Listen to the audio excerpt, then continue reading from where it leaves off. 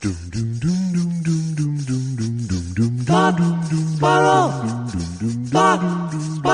Juju's 2 mics, 2 hours, starting now.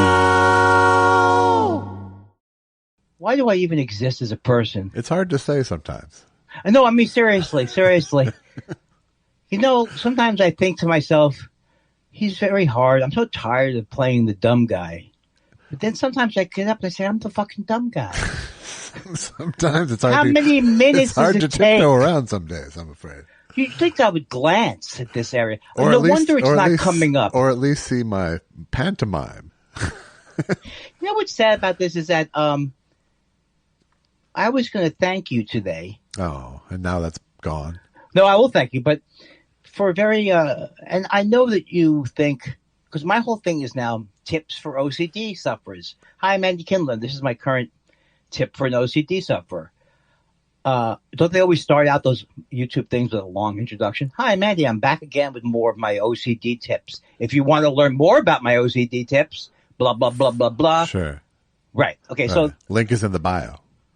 So what happened is that you were okay, I wanted headphones for my for Christmas. I wanted headphones, right. And you got them. We know that. And I got them. And Yeah. we talked about this before, right? Yeah. Okay. So you said they don't come with a microphone in it. Right. So Okay. Susan got you an additional microphone. Right. And then I realized tips for OCD people. Yeah. I don't have a microphone on this. I can't make the mistake of thinking that there is sound coming out of this. Right. It's good for me, OCD wise, as opposed to But that turning wasn't this. the mistake you made here. No, the mistake I made was maybe you say basic tech 101, plug the headphone into the laptop. And the reason why that broke down was I forgot my microphone. So I went to get my microphone. I forgot to plug it back in. But what I still don't understand, this should be the first thing you do is check the things, right? And there's three things. Right, yeah. It's not like it's a rocket ship. You think it is for me? Well, it's rocket ship like, except it's more like you're the chimp instead of the Mercury astronaut. Now, here's what I love about these headphones. And if you start to fall asleep, I'll just keep going and then I'll yell loud at the end of the story. Okay, thank you. Okay, so these go in the ear. But the thing about it, set a 5-minute alarm. Roger Dodger. What they do, I don't know if you can see, but they fit. You put them in the ear, but then you drape them over the ear. Yeah, I don't like that personally. And the reason why it's so good, and I'll tell you why it's so good, is because you're not yanking from the bottom. You can experiment with putting it somewhat in your ear, somewhat out of your ear, which I like to do when I'm walking. And we talked about the Beats. And if anybody wants to come back to me and go, the Beats now have a beautiful open air thing. But I don't want to be shoved. I don't want the music shoved into my inner eardrum. It's like musical corks, really. It's like, hey, how's it going? It's more like...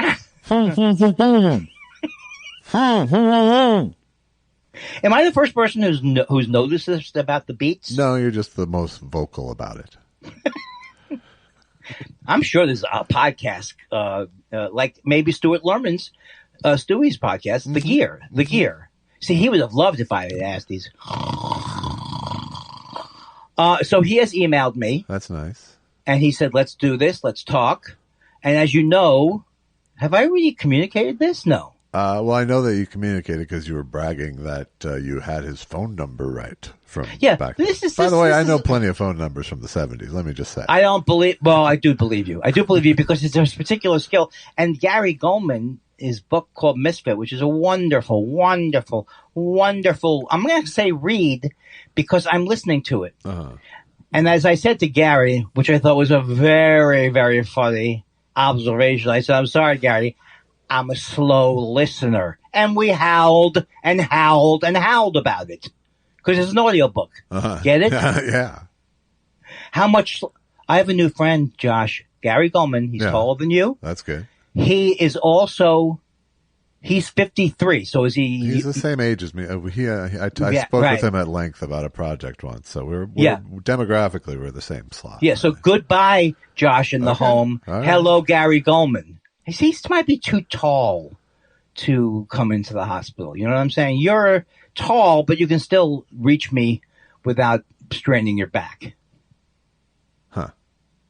I haven't told him about the home yet, but and the thing about the home is, like, you know how they say the more you conceive of things, you can make them real. Speak it into existence. Absolutely. That's exactly right. Speak yourself into the home. That's called. So some people will go, oh, it's ironic that at age 85, he ended up not in the show business home, but a home that was owned by show business people, a nursing home. I think this is more you trying to speak yourself to age 85 than it is speaking yourself to a home, I think.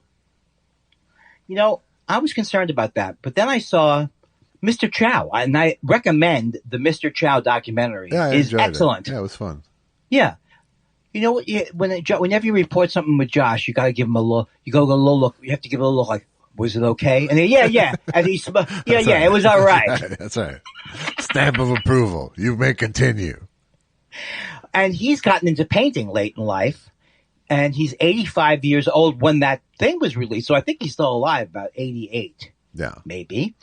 But he was dancing around, and that's what I want to be when I'm 85. Married to Tina Chow, a big mucky muck who everyone's talking about, and dancing, and a world famous painter. Because I do paint.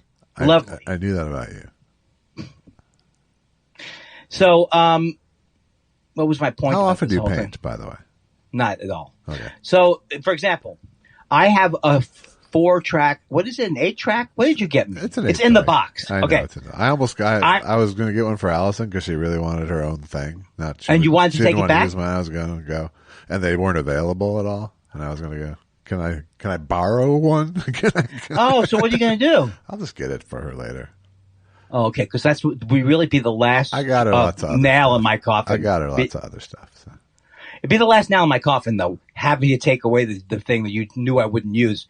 But here's the thing. I like Jen's idea very, very much. And I do believe that I could use my 4-track. What is it? It's not 4. It's 8-track, right? 8-track, sure. Yeah, to make a new version of Karen. You absolutely could. With Karen. With little trouble. I'm sorry you have to take it out of the box. That's the first problem. That's it. It's tape. Yes. But you think, and your prediction will be that if I open it up and start using it, it's not going to go, we don't have this anymore, stupid. You have new buttons now. We don't even use levers anymore, fuckface. You waited too long. Or will I be able to learn how to use it if I concentrate? The reason I got you that one was it was the most like a cassette one. Okay. It's but like all the stuff you need. You like if you could operate one of those. Yes, you can operate this with the tiny exception of the memory card and Yeah. But I don't want you to say. Please be careful as you're saying. I'm not saying an idiot can use it. Don't get me wrong. That's what I'm saying. I'm not saying that. Don't recommend I get it for dummies or any of those type of things. The reason having field tested it myself, not being being just techie enough to get done what I want on the most rudimentary level. That's how I get through life. But I don't know anything more than I need to know. Like I don't know anything more than I need to know. Yeah, but you taught me something that I would have, as you know, Josh, I took recording techniques at Long Beach City College. Right, and I dilettanted my way through everything in life. Yes, you took You took lessons while I dilettanted my way through every single thing in life. And the thing I learned there was nothing because I don't use 2-inch tape anymore. I know. I know. You have to adapt. But this requires the least adaptation. Oh, this is so much fun. It's going to happen. Any machine I found that isn't an actual cassette machine from back then. And I'm also excited about Jen Kirkman because we're getting tired of the show. She's joining the team. That's fantastic. She's joining the team. Yes. And this is the first time Josh heard me was aware that I was tired of the show. No, she will hop on board. We all knew. We can hear. Andy, not from my voice.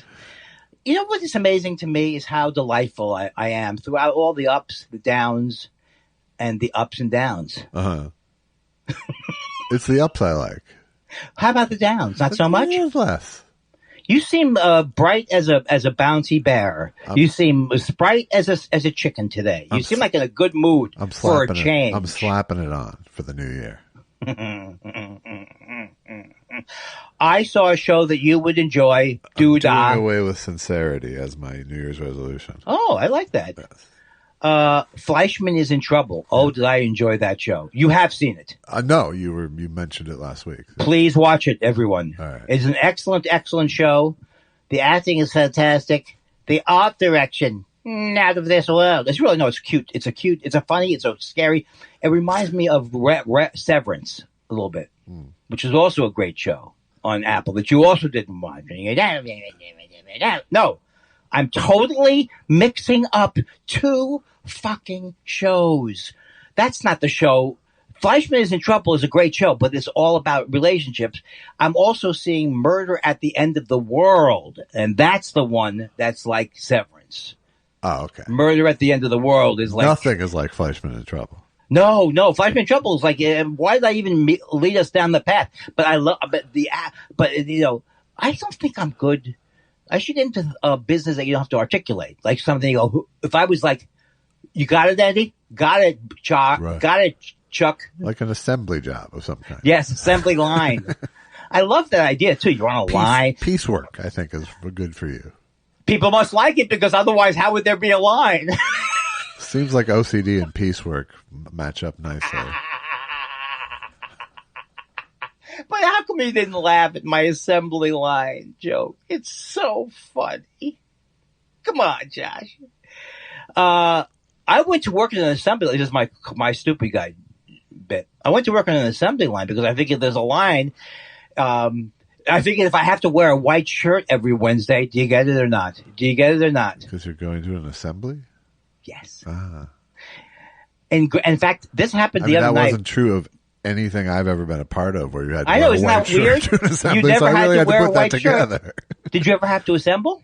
We had assemblies, but it had nothing. There was no wardrobe for it. No, you had to. Once a week, you had to do the wardrobe. What the fuck kind of school did you go to? Catholic. Unbeknownst to me. No. It was a YMCA school. It was No, it was regular public school. I'm very proud of having gone to public schools, even though they were terrible. Yeah, they're very proud of it, too. How come where are the calls? Where is not Netflix? Where is Travel Channel sending me back to find if my school is haunted? They sent you Stewie. What do you want? So I'm going to be talking to Stewie soon, and I'm going to, so what we're saying is the fact that I did remember his phone number, I think is a little bit impressive, but it is a skill that many people have. It's not a skill, Andy. It's just shut the fuck up. It's just a memory. You don't count that as a skill? No. I'm reserved in the show. It's because you dialed it so often and had it unanswered that it locked into your memory. Anyway, the next thing I have to do is find a music store that works on guitars. I have to bring my acoustic guitar in. Yeah. I can play. I think I'm a good acoustic guitar player. I am not a good change the strings. I'm not a good tuner. Boop, boop, boop, boop, boop, boop, boop, boop, boop, boop. Harmonics. You don't hear that, stupid? No. Get yourself a clip-on tuner. Well, I have that. Okay. But I want him to change the pickup fell out of the thing. The pickup fell out of the guy's rattling around inside the thing. Yeah. And the action's terrible. And I don't want to have to do it. Don't you think I've earned the right from Rich Brotherton to take my guitar in? I don't think it has anything to do with rights. I think it has to do more with just fucking do it. Yeah. And what are my excuses? What are my current excuses?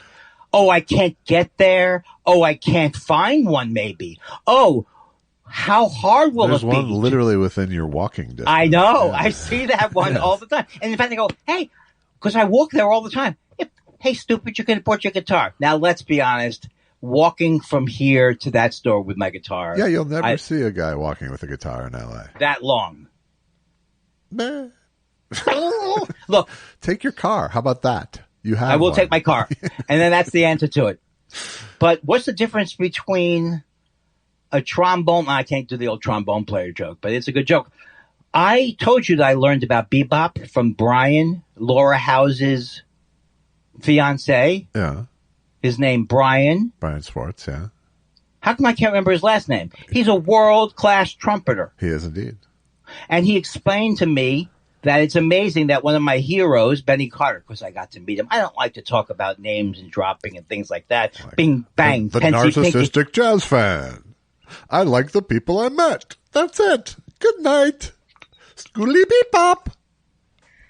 Oh, did I ever tell you the time that I made Benny Carter laugh very hard? I once met Max Roach, if we're going for big name jazz. Max Roach? Exactly. You never met him? Never heard of him. No, I thought he did the Roach comedies. No, he's one of the great drummers of all time. Okay, well, I'm bad about that.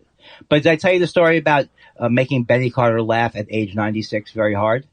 No. Okay. I mean, you might have, but... It's a short story. You ready? So Benny Carter, when he was alive, he was talking about living in Los Angeles and what it was like when he was, he was born in he was 97 when he died. Yeah. So he was born in whatever. I don't know. But how much died, racism? So. I know that's the problem. I don't remember when he died, but about 10 years ago. So there was so much racism that he was in a wonderful neighborhood because he was writing music for movies and stuff, right? Yeah. So he backs out his car and the police guy gives him shit like that just because he was a black person backing out of a car out of a rich house's driveway. Yeah. And he had to talk himself out of the whole thing. So I made him laugh by saying, I don't know, Benny. Sounds like you were looking for trouble. Okay. Uh-huh. This is what it's like for you. What it's like.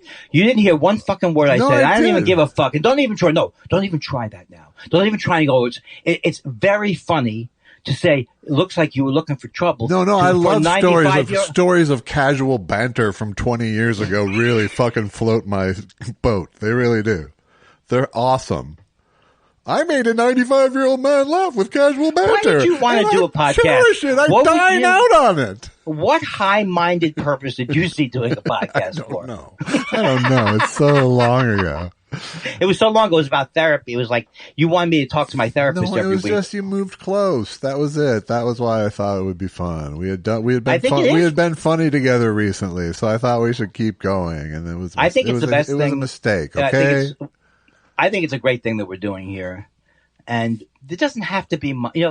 Does everything have to have a price? Do you have to put a price on everything? No. If you can get a genius comedian to spend 10 hours editing a thing a week, and you don't have to worry. Why would? Oh, I'm sorry. I just said that out loud. You said the quiet part out loud. You did it. Once I was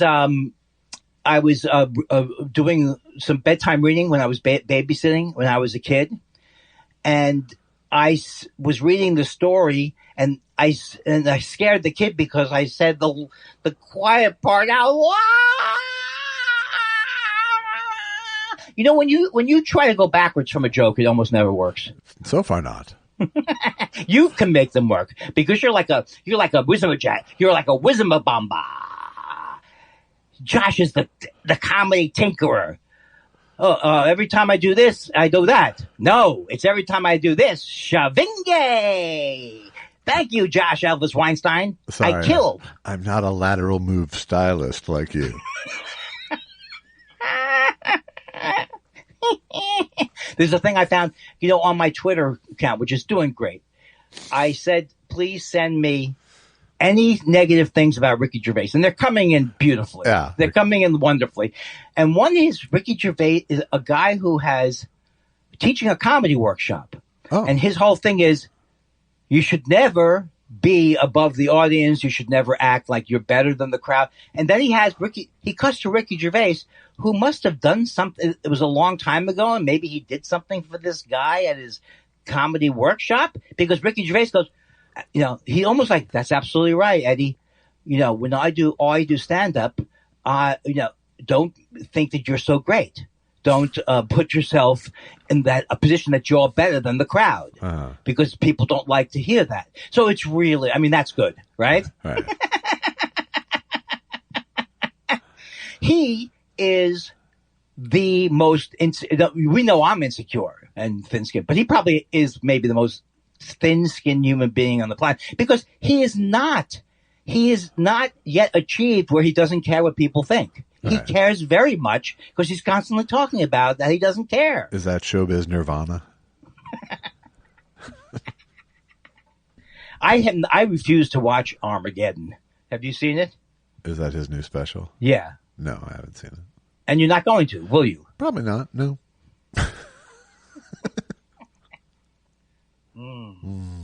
Yummy noises. Andy Kindler coffee. The Boy and the Bear is pretty good coffee, but I don't even know everything. Coffee's gone up. It sounds like a podcast more than a coffee. If you go to a specialty shop now, like the Boy and the Bear, they start at $45 for 12 ounces, not even a pound. $75 for 12 ounces. Oh, that's our Imperial line. $87 for 2 ounces. Yeah. $112 for a little bit of a thing. Just to get your wick wet. Is it your wick or your nose? What do you want to get? But we pluck it from the civet's ass for you. Oh, that is I've never had that, and I'm glad that craze has passed. I don't think it's passed. I think it's still a robust market for the what, on Joe Rogan or something? Poop coffee, sure. Isn't that dangerous to drink poop coffee? No, not if handled properly. I mean, straight from the source, it is. I'm not. No, there's no way I hit a lull. It's not like a lull. It's more like a stroke. No. Yeah. So those are two recommendations I have. But I've been desperately looking for movies. I know I should see Oppenheimer, which I haven't seen yet. I know I'm going to see Maestro. You're going to see Maestro, right? I saw Maestro. What did you think? I didn't love it. I thought it was great acting, and I thought he was being a sort of. I thought it was too myopic in terms of what it was covering about his life, in terms of what was interesting about his life. Like there was a lot more interesting to go than just his relationship. What does myopic mean? You're too focused on one thing. Nearsighted. Yeah. Okay. Right. And I thought Bradley Cooper was was showboating as a director, but I also thought he was showboating as an actor in a good way. Like he was fucking great in the role, and with the exception of I'm sad to say Sarah Silverman was a little weird in it, but she was, yeah. How come? Because she didn't seem like part of the time period, or no? Just I don't know. Just the performance was off. How's that possible when Bradley Cooper's directing you? But it's worth seeing, especially since it's on Netflix. Sure. But it's But I didn't. Like I said, I thought it was well acted. I thought it just the screenplay didn't cover enough of the life to make it an interesting portrait of the guy to me. So there's nothing about him maybe being gay, or that's not. No, that's like entirely what it's about. Oh, I see. That's a little weird. It's entirely. I mean, not being gay is not weird. No, but it's entirely about his managing his bisexuality and his marriage and his public, and it's so much a personal drama. Yeah, that you lose probably his bigger place in the culture kind of gets lost. It looks like he has an outsized place in a small piece of culture where in fact he had a very big impact. That is a very good observation. If I was smart enough to have an observation like that, I would see that they had dealt with it. But here's the thing about Bradley Cooper. He annoys me, and it's not his fault. It annoys me that he works so hard on a part. Those kind of actors bother me. Now, because if it's Jim Carrey, it's because he stinks. But Bradley Cooper, he's good at it. Yeah. You know what I'm saying? He's working and he's good at it. Jim Carrey's, don't talk to me. I am Andy Kaufman now. All of a sudden. I'm not saying Jim Carrey can't act, because I guess he can act, but is he really a great actor? I don't think he is. I think he's a good actor. That's what I say. He's a great actor. Why isn't he in more things? Is what I say. No, he's good. He's good. Don't get me wrong. That show he did was hard to watch. So the latest show that he did, which was real angry people or angry real people, but so I want to hate Bradley Cooper because because I think he's pretentious, because he clearly is pretentious. Yeah, I guess so. No, that's not true. I'm perceiving pretentious, and he is saying I'm just so into it that I had to. It's a little bit like. Well, here's the telling. Yeah. Here's the telling. The telling okay. statement that you made in all this. I want to hate Bradley Cooper. Like, where's that coming from? Why do you want to hate him? I don't really. No, that's the old Andy. That's the old Andy. That is the old. I don't have that much anger anymore. I used to be more angry at things in show business because that was a shtick, and I was arguing about something that existed. It's so funny because it did seem like is show business has the quality of things gotten better, or well, I think they have maybe comedically. And that there's not as much, and also it's a more diffuse business. I'm just trying to think of like where could you gather people in the room and go, ABC's at it again with their new. Nobody's watched these shows. You can't name one show on NBC that's coming up right now. Night Court. I don't understand. What's the thing? Don't you? Why do you need to go to can't you just say Evening Court or new evening or it's a new thing? Does it have to be was it that great, Night Court, that we have to bring it back? I don't know. It could be as simple as the people who are still watching network TV are that old. And that's a brand that they're going to resonate with. But now there's a show that looks like it could be funny to me. Ghosts looks like it'd be funny. Because they're ghosts. I mean, I did a show with ghosts and it gets old. It gets old writing that shit. So then why did the Travel Channel go all in? Why did they go all in on Haunted? I mean, I don't understand it even. It's like, did someone get drunk or something and just say, that's what I want to fucking do. Haunted goddamn houses. I assure you it's because they got 600,000 viewers instead of 550,000 viewers. Steve Sharippa had this joke. I think you wrote it for him or something, but he had this joke about, those celebrity ghost stories. Mm-hmm. He goes, celebrity ghost, you don't see George Clooney on there. It seems to be only actors who could use the money. What? Because they call you up and go, look, have you had experience with ghosts? Those aren't ghosts. I don't think those so. Are creditors.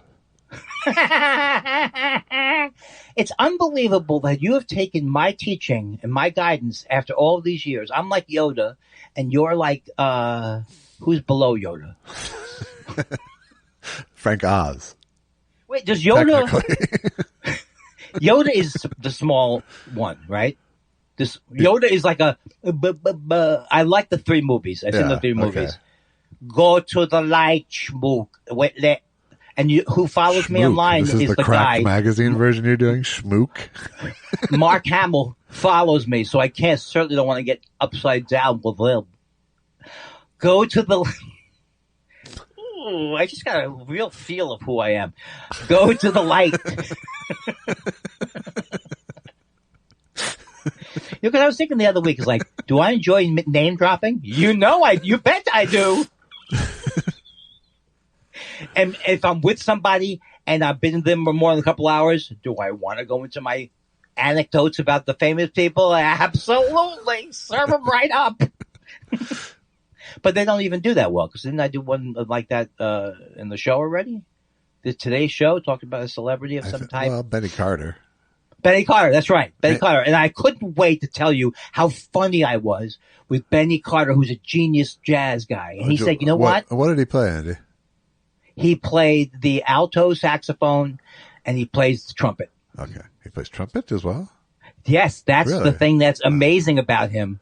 This is no lie. No, I knew him as Brian a sax player. Schwartz said to me, it's quite amazing that he was one of the world's best trumpeters and also one of the world's best saxophone players. They are truly different skills. They're truly different skills. And you play, what again, the tuba?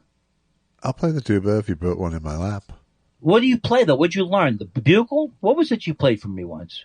The trumpet? I've played trumpet. I've played trombone. Oh. Okay, so trombone is not as hard as trumpet, or it is as hard? It's the same amount of hard. How about this one? This guy. Who's this guy? Hard. Who am I doing? Is that Dizzy Gillespie? No, I understand, but what does he play? What does he play? What does Dizzy Gillespie play? Oh, you never met him, so you don't know. Is he trumpet? Yes. So his face would get all big. So Louis Armstrong was also the trumpet. Yes. But not saxophone. Not saxophone. Okay. Well, it's nice. It's nice that we're taking podcast time for me to learn literally the basics about jazz people. Yes. I was into Coltrane a lot. He played the sax, right? Oh. Hey, but here's the truth. I love Miles Davis. I do love what I love. I'm not an idiot about it. But, well, it might be. No, because I just realized you don't know. It's just like comedy. You could hear a jazz thing and then the fact that the thing the thing that you have is the chutzpah is that you would charge into a jazz conversation with, I know Benny Carter. Yeah, I know. And then you just be like so over your head so fast. I was over my head, but as you know, Josh, I do know and understand music theory. I could also read music. And when I was with Brian Schwartz, you can't, Andy. You could. You can't. I can even sight sing. But I have to know the song first. That's not really sight singing, right? That's not sight singing. No, that's reminding you. Once you find the key and you look into the thing, hey Jude, stop it! I'm reading. Don't make it bad. I'm concentrating on the notes. But this Brian Schwartz explained something to me that I think I actually got. He said, this is what bebop is. You take the regular, I think I explained this last week, right? I'm sorry, I'm doing it again. No, you didn't. You explain, like, let's say you took the song, I've got rhythm, I've got music, right? Uh-huh. And then there's a change in that song, right? The rhythm changes, they call it. Yeah. Right. They use maybe even the exact I've got rhythm accompaniment. The rhythm they changes. Sing an exact different melody to it. Yeah. You never hear I've got rhythm. Right. Because they create their own melody over the original accompaniment of a famous song. So in other words, like, I got rhythm, but they're going like, and so I actually was able to understand. I could be wrong. Well, that's one aspect, yes. The rhythm, playing rhythm changes is an aspect of bebop. Okay. But not all of bebop is rhythm changes. Okay, let's see now. Let's see now if bullshitter number one is better than bullshitter number two. This is the only thing I've ever understood about bebop, except that it's improvising over different rhythms and things like that, and different chord changes. Yes. And chord changes, specific chord changes. Specific to the song. Right. So the song, the tune is played over a set of changes with the melody. Yes. So so say it's I Got Rhythm, say it's any jazz song, Right, but then much like in a rock and roll solo, then the solos take place over the same chord changes. Okay, so far I understand everything you're saying. Right. What is it that you get about bebop that I don't get? I don't know. But you're seeming to get it. You seem to go, oh, you said that's just part of it. What's the rest of it? Well, you're saying it was all to the I've got rhythm changes, and I'm saying no, I wasn't. There is an aspect of playing the rhythm change. There literally is a phrase, rhythm changes, which is those intervals. But have you never heard what I'm saying? Is because I'm trying to actually check to see why would Brian bullshit me? But he's not bullshitting me. I don't think he's I may have not you. got the story right. I might not have gotten the story right, but that's what he said. There's like in regular music, you have the A, then you have the bridge. They do that, but they eliminate the usual melody. It doesn't mean like they're stealing the changes, but the changes are basic, right? 1, 6, 2, 5. They're basic changes that they're working on. I Got Rhythm is a basic thing that you can't even necessarily copyright. But once you're not doing I Got Rhythm over it, it's a completely different song. But yes, but what I'm saying is not all bebop songs are based on that set of changes. That's true. This is what I was saying to you is this is the first thing I've learned about bebop. And then you came in with, that's just one part of it, pal. You don't know a lot. And the truth is neither one of us, you probably know more jazz than I do because you can identify the instruments. No, but the difference is I don't claim to have true expertise about it. You did. Whereas you're going, here's the secret because a guy told me. This is the thing. No, that's a wrong way to portray me. Because if I'm actually being and more I like the guy. with it, I'm friends with the guy. I like him, and I've even well, gone and seen him play. Why don't you talk to him and see? Why don't we have? What I'm saying is, I was trying to do it in a playful way before you slammed down on me. Right. I was basically saying I was excited to learn something because I did not know there was a slam down on you. He says. I knew that I could tell that there was a melody, that it's not that there's no melody because I can tell the melody is very. It's called the head in jazz. They call it the head is the melody that you play through the. I'm out of here. He's going. He can't stop it, Susan. Well, what do you want me to do? I can't act. I'm not good at play acting. Yeah. Okay. So they called out the head. Well, I don't know. Are we having a conversation or are we having a competition about what we know? Because I don't. No. Because I was trying to elaborate. You got blowhardy. Okay. At one point, you got blowhardy when you went, and you won't admit it, but you are as much. No, I think I'm more blowhardy. But when you went, that's not all there is to it. You were trying to. You were trying to go over on me a little bit. No, I wasn't. I was trying to continue the conversation because I didn't fully agree with what you were saying. Well, it might have come off as blowhardy. I won't dispute that. I can't dispute that because you're the one hearing it. So, but my intention wasn't to say you are wrong. My intention was to yes and that. Okay, so I think the thing is, there's always going to be triggered a little bit. Always, if I really think beyond the joking that you're saying that you know more about music than I do because I couldn't sing, I decided, or like my manager Bruce said, he decided he couldn't play guitar good enough. I think that's a false premise based on, or he couldn't sing good enough, but he sings very well. But he said I couldn't sing like the big guys or whatever. I think that's a false premise based on a belief that limits many people. Don't do it. You can't be as good as other people. Whereas that's not a good thing to say to people, and it limits their thing. I don't know why exactly my brother, my sister, and myself both thought we were worthless and defective. So, and my sister, who had an amazing voice, thought she could, she didn't feel comfortable about her stuff. Right. But that's what when it taps into that, then I get defensive. And I don't even really know I don't really know that much about it, but I want to combine all my information because I want to say, Josh, I played classical violin. I played in chamber music orchestras. I did all these things. Who's saying I didn't? No one is Who's saying I didn't? I took 4 years of a class called Jazz Lab in high school. Oh, that's fantastic. So it's not completely out of my ass. I'm talking. Did it help you? But it was high school. Did it help you write a little bit or not? No, it helped me learn how to improvise.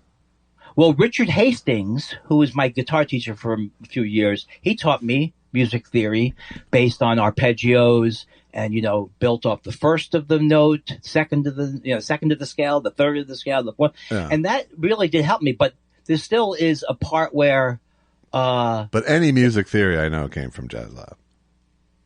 Right. Okay. Yeah. And any jazz theory I know came with Richard Hastings because I didn't learn much as a violinist. I mean, I learned how to read music and I learned to play, but that's it. Not that well I could play. I mean, there wasn't much there except trying to quit and not being able to. Right. By 5th grade. I only played 8 more years than I wanted to. That's not a whole, that's not... Can you think of anything? Here's the thing. I'm going through this in therapy, so I don't want to burden you with this type of thing. But the idea that, I'll give you a couple examples. They show up to get me, the kids show up in the car, and we're supposed to go to the United Nations, right, on Saturday. I forget somehow. Sure. You've heard the story. Yes, I have. My mother comes to me. They're out there. That isn't normal. In other words, she's as scared as me. What are you going to do about it? They're out there. I think that not having someone I could go to, not having parents that I could really call up when I was being mugged. Right. is very indicative of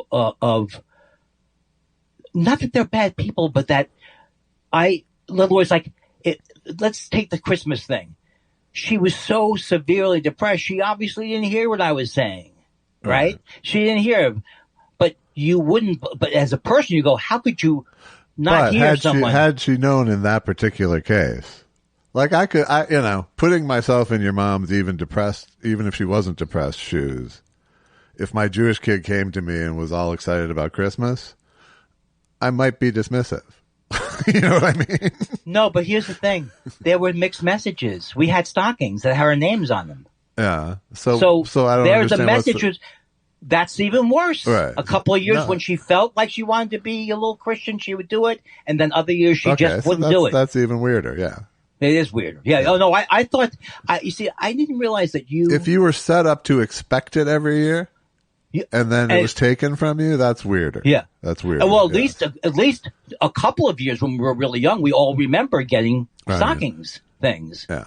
You know, to have that taken away and not to be explained. And I don't want to make a big deal out of it, like, because I know what I've gone through is nothing. I mean, everybody's gone through things, but to not understand that you didn't have it, you just didn't have that person to go to. No, absolutely. And I think, it's baseline security in life. Absolutely. But you had that. You didn't feel that way. I 100% had that, for sure. That's a good thing. And I'm grateful for it. Absolutely. And I don't think it's necessarily the norm as much as you think it is.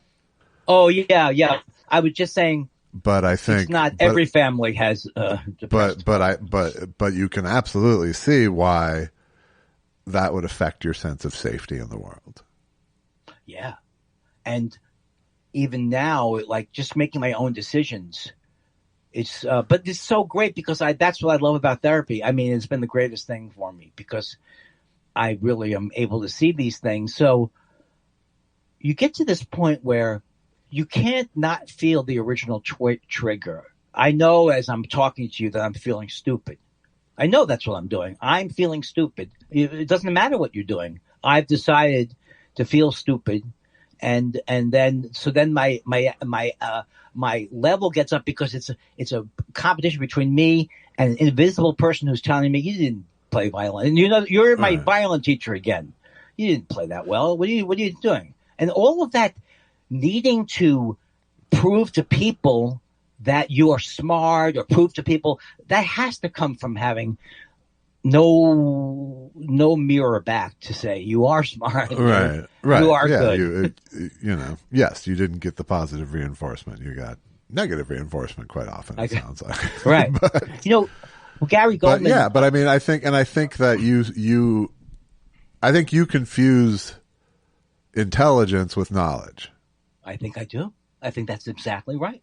In fact, if I don't know what myopic means, I do feel less than. It's only been since an adult that I could even say I know that, and then even convince myself I know kind of the word, but I don't ever know the word, or I kind of know the word, but I'm afraid to say I don't know it. Right. Yeah. But think of how many times you've seen someone smart go, can you explain that? I don't understand. What is that? Right. It doesn't make them look stupid. It makes them look, it makes them look like they're intelligent people trying to learn, trying to gain more knowledge, Well, hopefully as you get better in life, which is the miracle of this therapy and maybe getting older, is that when the trigger comes up, there's that trigger, I can let it go. I mean, the worst example, of course, is Twitter, where you are, I think that I'm right, and I need everyone to tell me that I'm right or I'm wrong, and it's yabba dabba doo. Yeah. At that point, so it feels very, very good because that's really interesting because I would say, no, the knowledge makes you smarter. In other words, Josh is smarter because he's spent all those years. I used to think everybody spent all those years reading every book in the world, which isn't true. People who read every book in the world do that. Right. And there are writers who do that, but not everybody does that. No. And to think that and for me to think, well, Josh knows his knowledge is, but part of it is like, I should be able to admire your knowledge without it being weird. I should be able to go, he knows things. I know things about some things, and I know nothing about other things. Right, but I don't think I have an admirable amount of knowledge. Well, you're not questioning your intelligence level. No. So you just have your intelligence level. You don't walk around and go, "Hey, what do I know? I'm an idiot," which is my go-to line. Well, Dr. Weinstein, I feel like, not that I should pay you for these sessions, but maybe the original idea was the way to go. And we would have done 330 shows. And how are you this week? Less angry. And kept it really almost sterile medical. Right. Like you would maybe take my blood pressure. Be very clinical, I think. There's something maybe. to it. Do you have an oximeter? I never got one, no. I have one. They're very cheap. And Susan said, like when you're scared people are going to die all the time, Susan said, I said, I'm afraid you're sleeping and you have to wait to see if your chest is right. And she goes, you should put the exometer on me. That's not going to, put the exometer on her? Sure. She's going to wake up like she's going to pee or something. Oh, no, like she'll that. slug you, but you'll know then. Then you'll know. Then you'll know not to do that. Or just pinch her fingertip. Same thing. You'll find out the same information.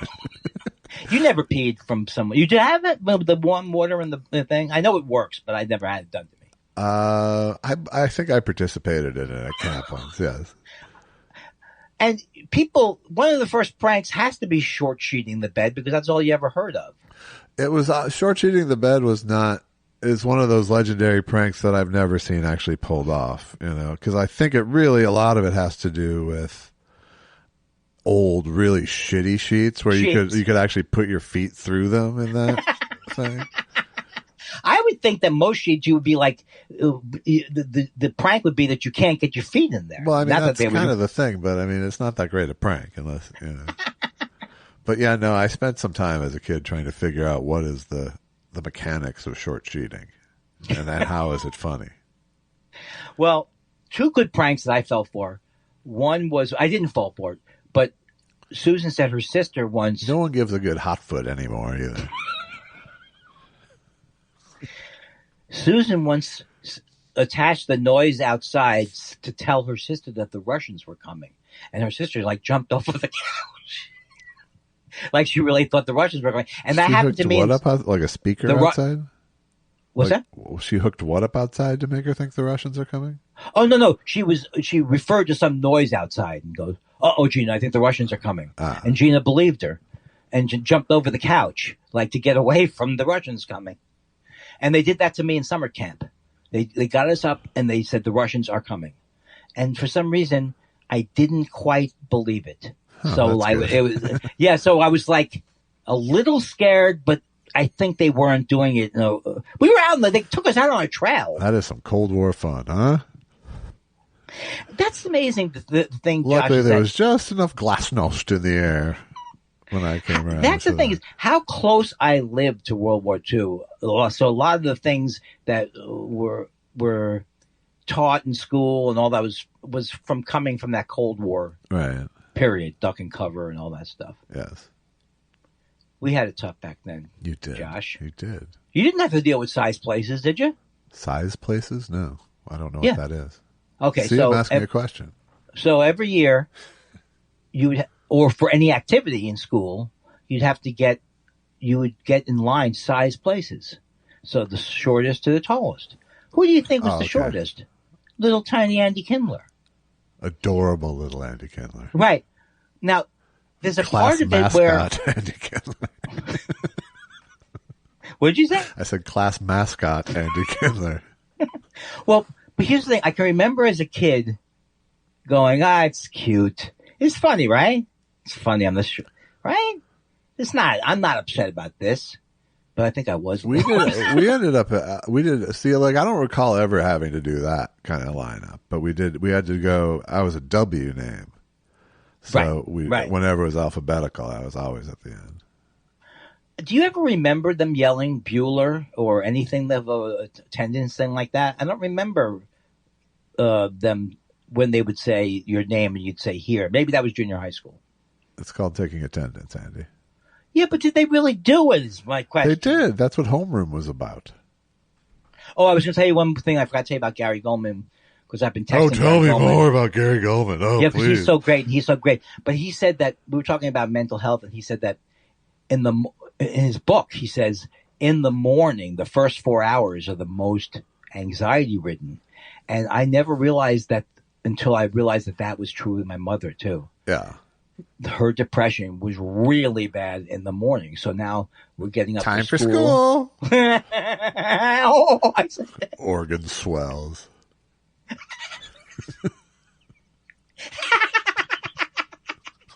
How do we get this? Now, we know Mommy's not going to make us a sandwich, right? Because what do we walk on water? Because she's so busy. What is she doing?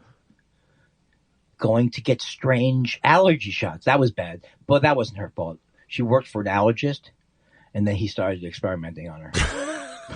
Well, I'm sorry. So she was back there shooting herself up every other day. Yeah. Yeah. Turns out she was allergic to her kids. If she hears, if there's some kind of device that comes back where now they can hear after they're dead, yeah, I'm sorry, Mom. No, she'll be glad you're feeling better. Yeah, she would be. She would be. If not her, who? I feel that we've been on the phone quite enough of time, so then you can see me start to fade out, even though we could have 2 more minutes of good time. How can people do this, Josh? What are they doing? They're closing off their eardrum so they can hear the voice internally? They're trying to mimic the effect of wearing Beats.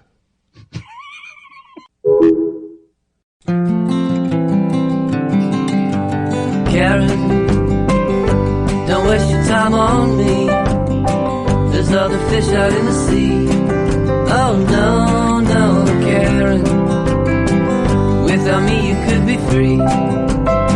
Love all the birds and all the bees. Oh no, no, Karen, you need somebody who will help you belong. You need somebody who will help you be strong. Karen, that person isn't me. You need somebody who'll treat you right. In the dark they will turn on the light. Karen, that person isn't me. So Karen, put the book back on the shelf. Go and check out something else. Oh no, no, Karen.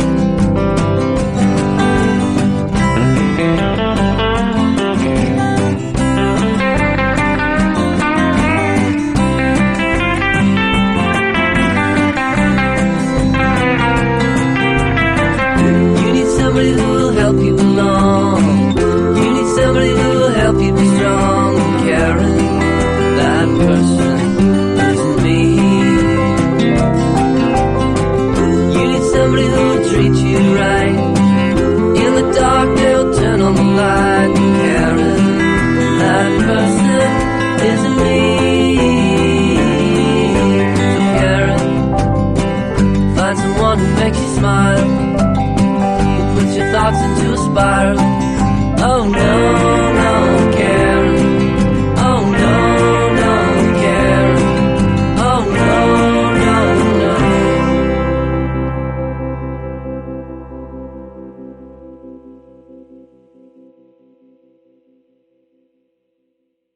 Before we get too far, let's back announce the wonderful new version of Karen by the Brian Just Band. Oh my God. Huh? Thank you. Huh? Thank you for sending that to me. And thank you, Brian. I told Josh via text that I almost cried. Let me read the letter that came with the track. Dear Josh and Andy, since Andy asked for it at the end of test show 336, here's my band's new and improved Karen. Way back, 5 years ago now, I sent you a Beatles-esque version of Karen that you played in test show 58. Wow. It's hard. That seems so... Test show 58. Remember the single-digit test shows? Come on.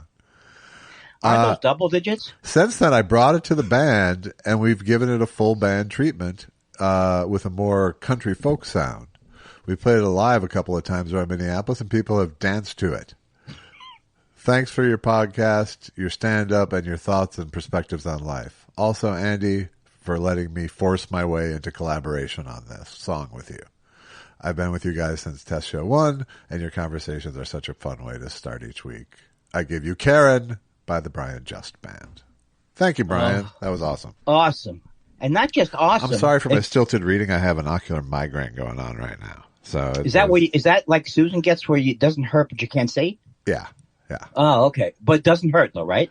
Usually it'll the visual part will go away and then end up in a searing headache. Oh, okay. Yeah, but can you prevent it? No, not so much. Not really. Because Serena Williams has a thing. Yeah.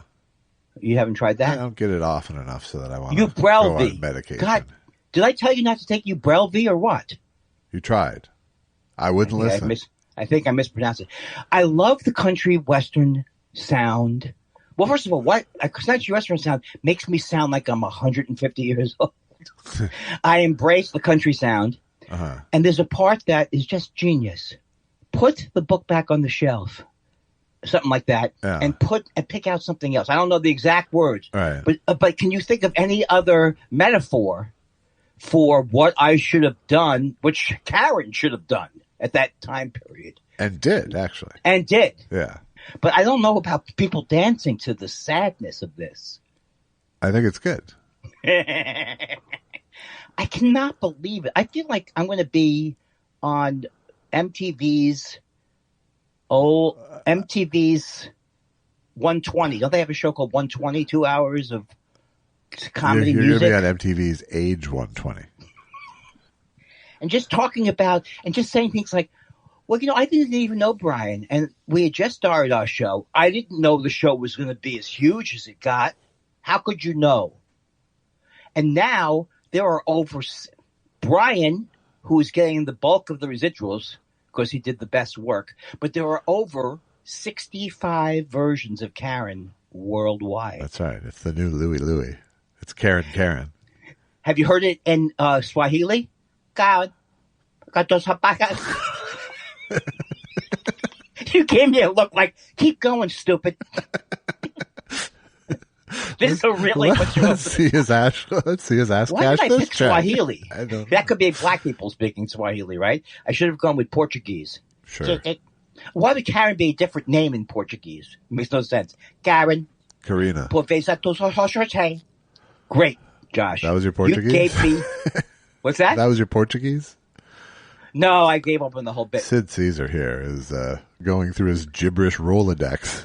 But I swear I was there the time this sketch ended, and he still walked around like he was holding a glass for 48 hours. His wife had to take the... What did I do? Nothing. I'm just remember, I have an ocular migraine, so...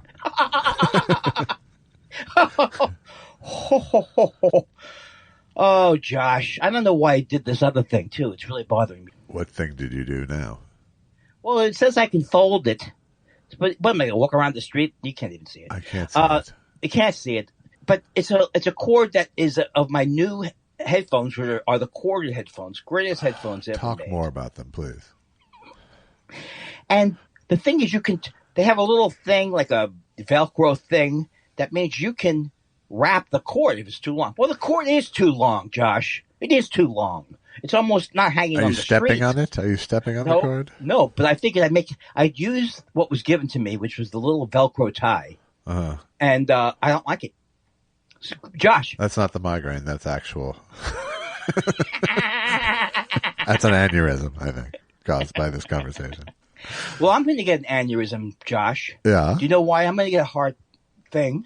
Why? Because I switched very, very hardly over to erythritol-based frozen desserts. Very hardly? And now, you switched very hardly? What does that mean? Heartily, okay. With the Halo Top. It's not a slam on Halo Top. Don't sue us as if someone would listen to this show and create a stir. But it's got 23 grams of erythritol in the whole container. And erythritol, they're saying, is not so great for you. Oh, yeah. Is that sugar alcohol? Sugar alcohol. Yeah. It's like mannitol. It's like a couple of other things. Uh-huh. Even monk, but now monk fruit is real. But anyway, the thing is that it's supposed to cause, it can increase. They should never have anything that's a sugar substitute that goes, oh, by the way, 75% chance of getting a heart attack within the first 2 months of eating the sugar. I mean, heart attacks are going up. There's gastric. I mean, I'm a little bloaty. Yeah. You know what I mean? Yeah. So that's it. Dessert is over. Okay. I have 6. Do you want the 6 gallon? It's not gallons. You want the 6 ones I have left? You want to poison me? What kind of an offer is this? It's poison. It's not fit for human consumption. By the way, I did not encourage you. I hipped you to the existence of. I did not encourage you to binge on. You said keto. My eyes lit up. Keto ice cream, which I've had like 3 times in my life. Well, isn't it amazing that of all the things that you have, you don't have the gene for diabetes, or you don't have diabetes? Well, thank you. I made it less. You don't have diabetes. I made it less heroic by saying you don't have the gene for diabetes. I do, in fact. There is diabetes in my family. Oh. But it's never been brought up as a concern by my doctor. Well, my sister's arguing that you may not have gotten the gene and your brother might have, and that type of thing. What do I know? She's not around anymore to defend herself. Stop putting her down. And stop with the emails pretending to be her. Andy, I'm in the afterworld. I finally got our song, I'm Hurting sold. She sold it up in heaven. That's great. That's why they say parallel things. I say throughout the known universe. Uh-huh. But she got around that. I'm not a sick man. I just talk to my dead sister a lot. That's not sick. It's when she answers. Actually, the truth is I'm missing her more and more and more and more and more. And I feel her presence more and more and more. So that's a good thing. That's sort of a contradiction. I miss her more and more. Yeah, and yet she's impressively on me. Yes. Janet, I can't not breathe with you staring down. First, because she would be very upset with me with the erythritol. She hated all sugar substitutes. Yeah. And she struggled with all these diets for her whole life and everything. So she would be like, I told you sugar alcohol wasn't great, didn't I? Yeah, but you told me it tasted why do bad. I call you even? I don't think you call someone from the other line. And why would she email? I don't know. I have to get if I turn this into a script, which I know I'm going to. Sure. I know we're going to get to the questions, but I read I want to tell you about an article in the New Yorker about this guy. He is the world's highest paid script doctor. Yeah. And he's kind of known. Guess how much he gets? He goes into so many movies that he's script doctored. Yeah. Guess how much he's paid per week to script doctor? By the way, is this covered by health insurance? What does that mean? What could it mean? Think through the words. Chew your food. Come on. Well, I don't get it. Why? I lost the joke. Explain the joke. He's a script doctor. That's the worst joke. That's a joke that I would have done. Yeah, but I would have understood it had you done it. Well, that's the difference between you and I. That's the reason for the yearly dementia tests. He gets $1 million for a punch up for a full. No. Per week. Per week. He works per week. He can work 1 week, 2 weeks, 3. It usually takes him. He gets 3 weeks. They hire $50,000 a day. $300,000 a week. Okay, so that's $50,000 a day if he works a long week. And he's also done his own stuff. Who is this? Who is it? The Queen's Gambit. What's the name of the person? Well, I don't know. Oh, it's in the second third of the article. Scott Frank. Okay. Scott Frank is his name. Yeah. I think it's his name. But one thing that cracked me up, he said that he even did punch up on a movie called Paycheck, which I thought was it's pretty funny, right? This is what I'm noticing, and it's really pissing me off. I can't tell a story or an anecdote. Like I did to Susan in the car the other day. She goes, I'm sorry, I just started to space out when you started. She wasn't even mean about it. Yeah. Just didn't get it. I'm trying to relate this story. I already know that I've related it poorly because I've related stories on the podcast many times, and it doesn't go well. And so but what is it? I could take a class, something that would, or one of those storyteller workshops. You're talking fragments, the problem. Oh, yeah, that's true. It's you blurt out fragments as you're remembering them, and they don't always connect in a storytelling way. Oh, that's what my mom did. There's something that's there's a connection that's not good. My mom would do that at dinner. No, stop. There's a connection in your wires that is not good, that's causing popping. There's no way to get me onto something real. What do I do now? It's okay now, I think. Yeah, but that's not good. Well, it's not good, but it's not happening. The same chord forever. Okay, well, it's not happening right now, so it was, and it's not. Do anymore. You imagine it's the connection that goes from the I imagine it's probably the connection that goes from the cord, where the mic meets the cord, near your hand. Right. In that USB. Oh, here. Yes. Here. Yes. Well, they don't make replacements, so I'm dead. It's fine now, as I've said. Yeah, but what if I'm right in the middle of my special in April? I'm bringing this mic for my special. It's a Shure. Oh, great. I brought this mic because it brought me such terrible luck in the podcast.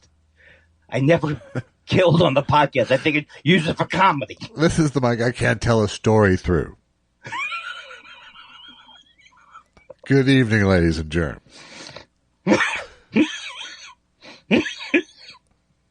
I've started working on my set, so I would hope so. I'm running stuff by Susan, and she's lucky her. She goes, you shouldn't run stuff by me. She says, you wouldn't. I said, I know. It's not. Don't worry about it. I'm just like acknowledging that I have it going. It's going along. Yeah. So, you want to hear my first couple? No, I was just thinking there, but for the grace of God go I, and then boom, you want to hear it. He says. Well, let's see. Let's see if there's anything. This is not going to be good for your confidence, Andy. I'm not that receptive an audience. I spent 500 hours last year holding plastics up to light to find triangles. That's a good premise. That's could be connected to my OCD. Is that a recycling thing, you mean? Yes. Okay. Yeah. I'll make it clear when I flesh it out. Uh-huh. But, I said that to Susan. She goes, well, it's not, she knows it's not funny. I know it's not funny. Right. And we both know, when do you have ever added on to a line? When have you ever had a line where you went, oh, man, remember when I first started the whole 20-minute shtick about stepping on a tack? Oh, not my weakness as a comedian, but it's not how my mind works. But I'm going to, through therapy, I declare that I will, over the next 4 months, come up with an hour of material. All right. It doesn't sound like a lot. It's a lot. Well, I mean, my concern is that, historically it takes much more than an hour of material to make an hour of material. You're absolutely right. So I don't know what to tell you. It's going to be 47 minutes. Whatever it's going to be, it's going to be 47 minutes and 12 seconds. Whether it's an album, whether it's a video, it will land at 47 minutes and 12 seconds. That is your magic time? That's my magic time. I don't know, maybe, but you see, in the past, what I did was, and this is important that you know this, but this is the truth.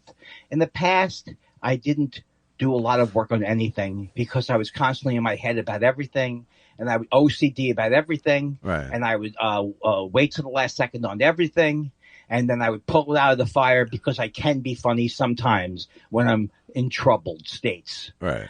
So I vow that I don't need to live that way any longer. I really mean it. I don't mean okay, I'm going to be by April, I'm going to come up with a whole book and go, at first I was bored. No, it's not going to be like that. But I vow to be much, much more prepared and ready to do it. And what you're saying is true. But there are bits, like I said, I already said I went to the doctor to see if I early onset dementia, and he said, no, this is it. It's right on time. See, that's not been said on anything. So I think I could take that material from the past few years that's on nothing, has never been heard. But what do you think? Do you think I should cancel the April gig? I think you're finally going to listen to our podcast out of desperation. Do you think? Do you think I'm going to cancel? You don't want me canceled? No. Here's right? what I think you should do psychologically. Okay. is just get the show together and don't worry about the album aspect so much. Because there's, you could record an album later in the year if you have the set together, But that's true. You know what I mean? It's like generally the way we would approach this is not go. It would be I'm working on a new hour. Now it's ready. I'm going to do an album. You know what I mean? Right. That's the process. Although I'm not just going to do stand up in Austin. You understand that, right? That's what I'm saying. That's why I'm saying is that don't put all the heat on Austin to record your album. Right. Think of it as that's when I got to have a headline set together. But, yes. But if you use that week to sharpen that set, if you don't feel it's ready going into the week, don't feel like it's a failure that you aren't recording an album. You know what I mean? That's very smart. Just get a set together that you're going to be proud of, and even if you need to use those 4 shows to get it tighter and better, and then record the album downstream, it's still been a very productive thing. Like don't set yourself up for an unnecessary failure. You know what I mean? Like you could be ready. You could get to March and go, this is going great. I think it's going to be, I should do this. Right. The other thing is recording doesn't cost that much. And if you don't get it, you still have another shot too. You know what I mean? That's true. Yeah. Cause they're going to do a couple of shows in like 100-seater. But put, I would say lower the stakes for yourself and it'll give you more mental space to create. That's the greatest advice because the advice that you're giving is true across the board for me. Universally, I've put so much pressure on myself because this is a self-imposed thing. This isn't, self-imposed. Right. Yeah. So it's a big enough challenge to just get a set together. Right. The people at Warner Brothers are not going to be right. You're not going to be in contractual breach if you don't. Well, that's great. That really makes me happy. You're very, very not just a good man, a great man. Well, I think that's overblown. Should we start? Sure. It's time for questions. What do you want to know? We love your questions so much. It's half our show. Half our show. Okay.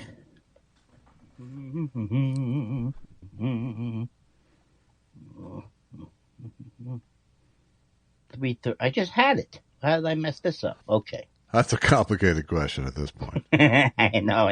Because there could be so many things. Pickle says, sometimes I like to go to Costco, stand in the tall aisles of tires, and breathe deeply. Wow. I'll tell you someone who hates doing what Pickles does, who hates it, like poison, is Mr. Josh Elvis Weinstein. Who hates Costco. I hate Costco like poison, not tire fumes, though. But I prefer to go to a small mom and pop tire shop and get my fumes in, as opposed to the big box fumes. But you referenced the Holocaust in your anger towards Costco. Not on a public forum, but to me personally. Did I? Yeah, you said it's like Auschwitz. You said Costco is... No, I think I said I prefer Auschwitz. I prefer... Okay, well, let's... BD West says, guys, will you share a few of your favorite Shecky Green jokes or personal anecdote or two? I have never heard a set that he's done. I've heard his stuff. I don't have a specific joke I can do, but But he's funny, right? He was very funny. He was, in many ways, he was like a more modern comic than many of his peers. Yes, he was very capable of being meta with his stuff, and there's some Kindler crossover. I think you'd find it if you watch some of his sets, like the old Tonight Shows and things. Just right? the digressions and the this guy from the kitchen who I created for this bit. He would do things like that. Cool. I'm writing. What do you do it on YouTube on like old Tonight Shows? Yeah, just do Shecky Green on YouTube. Yeah. It's sad that I haven't done it before, but I'm not Cliff Nesteroff. I just want to let you know that right off the bat. I am not Cliff Nesteroff. No. I am not a historian when it comes to comedy. I know enough about Lenny Bruce to argue until I'm red in the face about how great he is. Wow. Okay. You want to retweet Bahar because you do a certain thing with him. I do. Tweet Pahara says, Andy, while you're in Austin, let's recreate The Man Who Came to Dinner. You break your leg at my house and spend 6 weeks in my living room ordering people around. You in? Another movie I watched on the TCM Christmas list. That's why they're referencing it. That's the even Monty though you're going to call him Monty Wally. It's Monty Woolley. Monty Woolley. Yeah. Oh, Monty Wally is the guy who used to go, "Doo." Joey Brown isn't very short, is he? Because I think I might have missed that. That looks like Joey Brown in a movie, but it wasn't him. Look. As I've said before, once the public domain licenses all expire, I want to do a combination play of The Man Who Came to Dinner, Arsenic and Old Lace, and You Can't Take It With You, as if it's all happening under the same roof, because those three plays all feel like they're taking place in the same house to me. Well, there was this movie that I wanted to watch called Holiday, and Susan said, I think we've seen 12 Katharine Hepburn movies this week. Yeah. I can't take it one more time. And I agree with her. I love Katharine Hepburn, but it's just anybody that you watch that much. Well, Spencer. She doesn't call him Spencer in the movies, right? Not so much, no. Was she in a lot of movies with him, too? She was. That part of it? Yeah. What a sad thing. I watched I think I watched the documentary about her. Yeah. You think you did? I watched half of it or something, or maybe I watched it. But just how sad that they were in love for so long, and he was, I guess, Catholic, so she wouldn't divorce him. And then when Katharine Hepburn, after he died, tried to make nice with the woman, she goes, "You were just a rumor that I heard about for 38 years." Now that's not what I would do with Katharine Hepburn. Once Spencer died, I'd be like interviewing her if I was the ex-wife, partnering with her on life stories about Spencer. That's what you do. Would you buddy up? Yeah. I just felt it does make me sad though. That it has to happen so many times. The wife was nice, but they weren't meant for each other, and then he couldn't divorce her. Yeah. I mean, what does that say?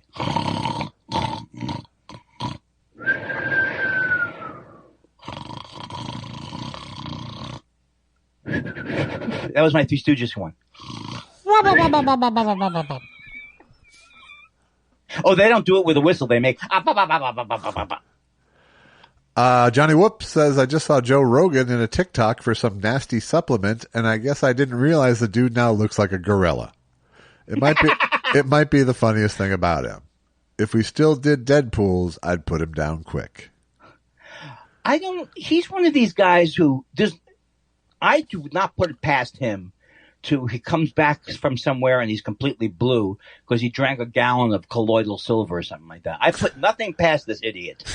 So I do believe, I don't hope that he dies young, but I can't see when you do your own formula for the steroids and everything that it's going to be great for you.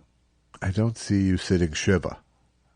Well, that's right. I couldn't, if he died, the truth is I couldn't care less if he died. Well, you care a little in some way. Okay, sorry. I mean, sorry. It might be joy, but it wouldn't be careless.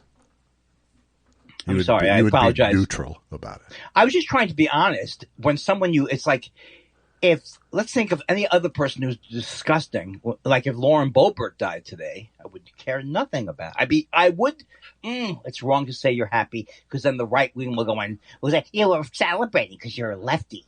Something like that. So I weep now for Joe Rogan, and I hope that he gets better, so he can become less of a fucking gorilla steroid man.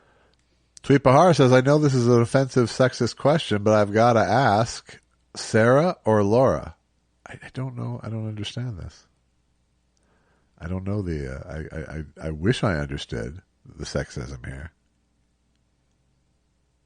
I'm trying to think. Yeah, I don't have it. Tweet Bahar, you're going to have to tell us off air, because if Josh doesn't know what you're referring, I'll never know. Sarah Palin or Laura Ingraham? Sarah or Laura? I don't know. Petrie? Is it Petrie? No. Sarah Silverman? or Laura Silverman. That's what it is. Maybe it is, yes. That's exactly what it is. And I would say, obviously, Laura. Sarah's a terrible human. Oh, I'm sorry. No, I meant they're both very lovely, lovely people. That's what I meant. But you can include the first part in it. Tom the Tom says, I didn't know Andy's brother started a business in Philadelphia. And here's the logo for Rich Brothers Home Services. Well, this happens every time we do this. I don't see that question there. Really? Oh, it looked, you know why? It looked like an ad. Right. I didn't know Andy's brother started, but that happens to be, and I don't want to, there's two companies back. There's Rich Brothers and there's Brotherton Limited that also is very big in Philadelphia. Rich Brothers is mostly where he hides his money from the ill-gotten gains. The Brotherton Limited, that's in the Cayman Islands, isn't it? Right, is where he bids on all of the government contracts and he pays them off. All right. That's where the Clarence Thomas checks comes from. You know, people you say, in a lot of ways, maybe Clarence Thomas isn't such a bad guy. BD West says, Andy's Medical Corner. Dear Andy, a pharmacist just denied me the RSV vaccine after asking if I was healthy, yes, and if I had consulted my doctor, no. There was a language barrier with the pharmacist, so I'm asking you, what is the deal? Sincerely, vaccine lover. I'll tell you exactly what the problem is, BD West.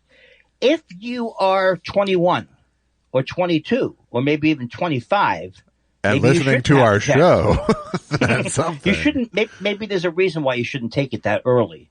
But I'm assuming if you're in your 30s, 40s, they probably want you to pay for it. That's what they're going to say. Right. They're not going to give you a free RSV vaccine, but I don't believe they won't give it to you. And I'm a doctor. QMOC says, Josh, I have a deep question for you. Do you feel lucky? Is this like a Clint Eastwood? Do you feel lucky? No. Okay. At first you think that, right. But now go for the second read. Do you feel lucky? You have a great career, lovely family, fine friends, and Andy, but you lost your parents so young and have had brushes with mortality yourself. Glass half full or not? I unambivalently feel lucky. I absolutely have had bad things happen in my life, but I don't think you get a life without that. But I think, I appreciate the question in the sense that you've thought about my life in this way. That's nice. Yeah, I'm flattered by that. But yeah, no, it's true. It's true. I 100% feel lucky. I mean, I've even having cancer, I got the lucky version because I'm alive. You're here. 10 years. Yeah. 10 years this week, by the way. 10 years this week. Does that mean you never get tested? Since the kidney came out. You never get tested? Or you do 10 every 10 years? I got tested this year. Yeah. Right. We know everything's good. Everything's good. That's so cool. But I didn't have to go through chemo or radiation. It was just take your kidney. That was it. Wow. So, because that wouldn't have helped, right? It wouldn't have helped any other stuff because it was just on the kidney. Right, and that type of cancer doesn't respond to either of those things. So, wow. Basically, I just got lucky in the timing of finding it and all that. So yeah, I'm sorry. Certainly, there's been tragedy along the way, but it has. I think the misfortune parts of my life have caused me to change the metrics of how I evaluate life. Like I don't, length of life is not a great metric for the quality of a life. You know what I mean? Right. And I don't think of it the way I used to in that regard. Like you want to be 90 and yeah. Well, I mean, more in terms of my parents. My dad died at my age. And do you look at it as a great tragedy, or do you look at it as a very well-lived life that was short? Right. I think it and I prefer the latter. It is both. Yeah. But but it is spiritually it's right. But it's about how you define it and how you file it. You know what I mean? It's like I could put it in the tragedy section, or I could put it in the mitigated victory section. I gave that advice to Karen many years ago. I said, put the book on the shelf. That's right. Well, today you sound like the world's most content man. Well, first of all, you never sound like the world's most discontented man. So let's say that right. You don't really ever go that low. I don't go that low. Generally. Not that low, no. I think that's more whatever. Yeah, I don't get that down. I get anxious sometimes. But, the thing that my dad, if there was any philosophical legacy that my father left me, is that fairness is not a universal force. Right. Fairness is a creation of man, not God, So judging things by those terms is not a winning proposition. That's a very good thing to say. And there's this woman, her name is Byron Katie. Katie is her second name. And she just had a book called Loving What Is. And her thing is basically you can spend your whole life saying things that life isn't fair. Right. It's not going to be fair. It's not necessarily going to be evil the way you think it's going to be, but there's nothing you can do about it. Right. So, and that has really helped me recently because she's a little spiritual. So she believes things are, I said this before on the show, is my business, your business, or God's business. And that has really helped me with things like the Middle East. Do you know, the other day I go on Twitter and I say something about, Netanyahu is a dictator, get him out of there. Someone goes, I never knew Andy was a capo. And a capo, K-A-P-O or capo, I don't know how you spell it, is a Jew in the concentration camps who cooperated with the Nazis. Oh, okay. So did that get me? Only in the sense like, oh, this is really getting crazy. I mean, it's getting worse every day. Right. But the thing, I don't even know why I brought that story up. Just about how terrible it is on Twitter, or I don't know. Oh, but the thing is, forget it. Something was good. I said something's decent, but I didn't. But it made me feel like, okay, this is what this thing is now completely. Right. It's a complete. Like one person gave me a good piece of advice that came from that capo thing, but also made me block the guy who gave me the advice. Yeah. And the guy's advice, because there was and I've been using it since then, crop the photo, boomer. So the point was I had the capo thing and then a lot of space. Yeah. Until where people, and I have never in my life thought about it. It's the easiest thing in the world. If you take a picture of something that's ridiculous and you crop it, you just save it to your photos. Yeah. And so, but it's not like I've been doing computers that long.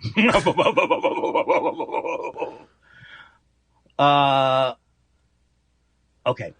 But yeah, but the truth about Twitter is, if you stick an opinion out there to strangers, you're going to get strangers' opinions back. And you have to decide if you want that or not. Well, that's the thing, is like, it used to be in the old days when you thought it was some kind of, the illusion of it being a forum, a public forum. Right. Someone would come in and go, get out of here, fuckface 95. That's a terrible thing to say. Right. But now it's just like... Yeah, no, you had some friends in the mix before. I still have friends, but the thing about Twitter is that it's still the only place that I am been used to. Yeah. So there's more people I know. Yeah. But I still think it's like awful. Yeah, I've broken the habit like it's smoking almost. So you don't even do Blue Sky? No, I mean, it's like if it used to be just a reflex action to check it. Right there. Yeah. And now it takes a very conscious, I'm going to go see what's on there kind of impulse. It's not, it's not a constant impulse at all anymore. And I wish I could say it's revolutionized my life in some way. It hasn't. But it's better though. It's absolutely better. It is. Yeah. It feeds nothing in me. So terrible. Christopher Citro says, my buddy in Hartford, Connecticut sent me this photo he took on the city bus. Notice he cropped it. On the back of one seat, someone gouged, fuck mom. And on the seat beside that, fuck dad. Guys, when was the last time you rode a bus? Alternatively, have you ever been to Hartford? I've never been. I don't think I've ever been to Hartford, Connecticut. It doesn't seem like an exciting place. I want to say I played a gig there, but I didn't, and I've never been physically there. I have. I played a gig there. I had what sticks out about it in my memory is we were playing a theater there, and this is Cinematic Titanic. And we had some sort of video problem during the sound and video check thing. And the video operator was just a huge dick. Huge dick. And a union dick, so you couldn't get rid of him. And he was just like begrudgingly helping us with this problem. And then during the show, the movie actually froze. And we had a redundant backup system for this in case it happened. But as I found out after the pause continued on screen, and I literally had to leave the stage and go to the video guy and find him fucking asleep. And then pushed him out of the way and did the actual matching. You pushed him out of the way? I did, because we were in the middle of a fucking show. And then did he like try and punch you? No, I just was like, get out of my way, and then I switched from one rig to the other. How would you know how to do that? Because I helped him set it up. Oh, he was nice then. Nice enough to help you set it up.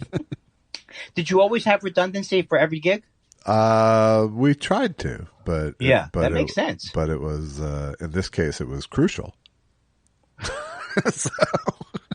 Because how funny would I have been during the pause with all my one-liners? I don't think I've ever seen Gruber that mad.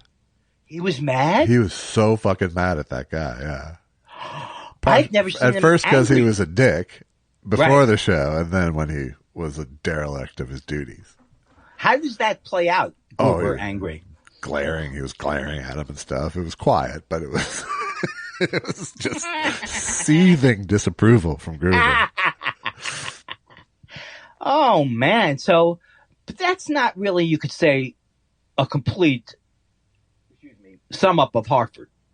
No, it wasn't a lovely town. I'll give you that. The sense I got was not that it was definitely past its glory days.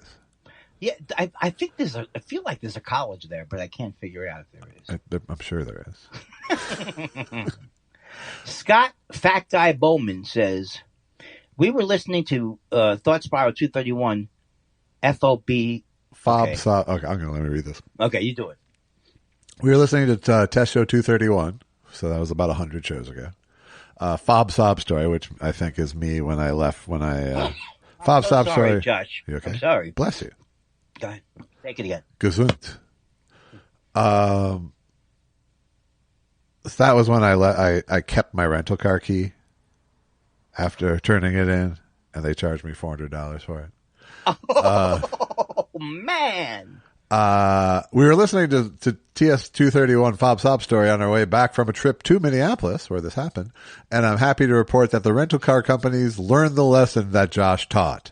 They stopped me before I walked away with the fob. Thanks, Professor. You're welcome. Once again, Josh, saving people, making people care about you, coming to the rescue of the others. Exactly. Damn Once again, you've crystallized my thoughts. Yes. Yes. Don't get me into the old when I was doing either Ed McMahon or the other guy. Yes. Phil Hey, Hartman. guys, were you ever given career advice that you discounted at the time but later came to appreciate it? Absolutely. I discounted when the guy was upset about my material about the Holocaust.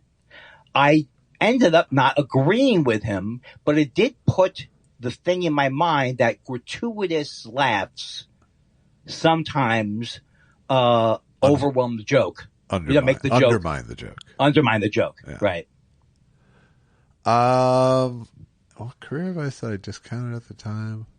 Well, I mean, I think I have a special brand of this, which is I received sound advice that I consciously went, while that is good advice, that's not me. Wow. You know what I mean? Yeah. It was sound advice, and I did ignore it, but I didn't ignore it belligerently. Wow. Can you go into details, or is not important? Really. I mean, it's more of a vibe kind of a thing, where it's like there were definitely things I could have done to take my career further in a couple of directions, but I didn't. But that just wasn't how I'm wired. I hope it wasn't you, like a plot comic or. No, it's nothing. It was nothing. It was not soul selling. No, I got it. It was just like, I'd love to be that guy, but I'm not. Walt Nauta. Thank you for pronouncing it for us. Walt Nauta. What did you do for New Year's Eve? I went to a bitching party with Kid Rock. To a bitching party, not a bitching party. Oh, I took it completely that because Kid Rock hates trans people, that he's bitching about people. Better than what you weak lame-o losers did. I'm strong and will prevail. 2024 means justice for Walt Nauta. You're crazy. He's deluded at this point. He is. He thinks Trump's his friend. I think it was Vanilla Ice at the party, not kidding.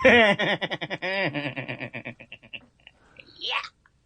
Carrie Whedon says podcasts are an audio format, and that is how I like to enjoy them. I don't understand why the filming podcast, okay, this is a trip up. Why the filming podcast has become the norm.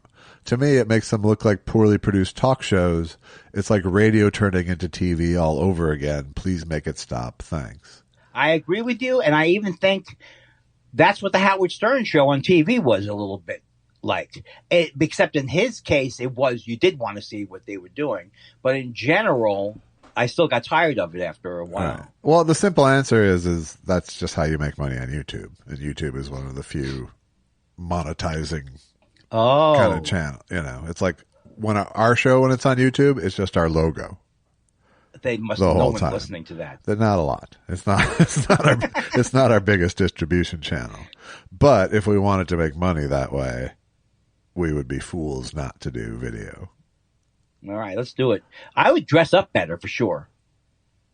Well, that's an argument pro. Mort says, have you heard about the guy that got trapped in the morgue? Of course you didn't. He's dead. Mort, that is a solid joke. I've done that joke before, Mort, because it's out of the Mortician's joke book. No, it's not really. I'm not going to claim that you took that joke, but I think it's very funny. Do you? And I'm going to add it. I'm going to pitch it. Do you? I'm going to pitch it to the powers that burger. Greg Kelly says, my Hollywood sources say there's a reboot afoot of Mr. Belvedere with James Mason as the titular butler, but with Aaron Rodgers in the Bob Bucher role. I don't see you as a three-camera guy, James, but I was hoping you would address the stories. Well, it was really more of a pilot presentation.